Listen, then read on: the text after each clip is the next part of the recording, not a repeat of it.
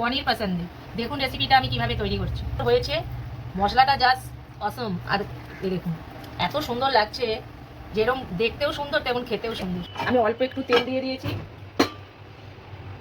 দেবো আমি সর্ষে, একটা দেবো কারি পাতা, এবার দেবো গাজর আর বিট, অল্প পরিমাণ একটু নুন দিয়ে দেবো।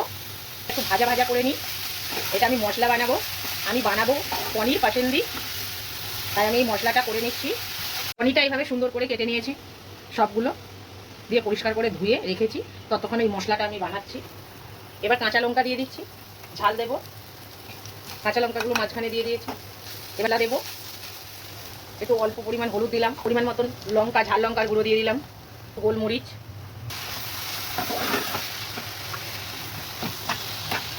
এক চামচ চিনি দিলাম।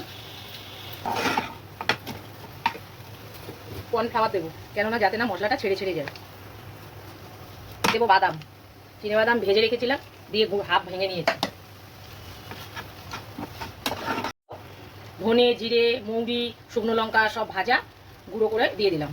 আর দেবো গরম মশলা গুঁড়িয়ে নিয়েছি, দিয়ে দিলাম। মশলাটা ঠান্ডা হোক, তারপরে আবার জিনিসটা বানাবো। পনির পছন্দের মশলা করা হয়ে গেছে। এবার আমি পুরটা এইভাবে দেবো। পনিরটা তো এইভাবে কেটে নিয়েছি চৌকো করে।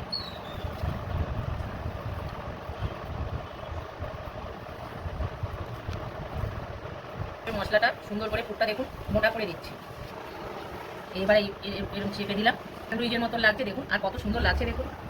এইভাবে আমি প্রত্যেকটাই বানিয়ে নেব। করার জন্য আমি 1 কাপের মতো ময়দা নিয়ে নিচ্ছি। আর দিয়ে দিচ্ছি 2-3 চামচের মতন। পরিমাণ মতন নুন দিয়ে দিলাম।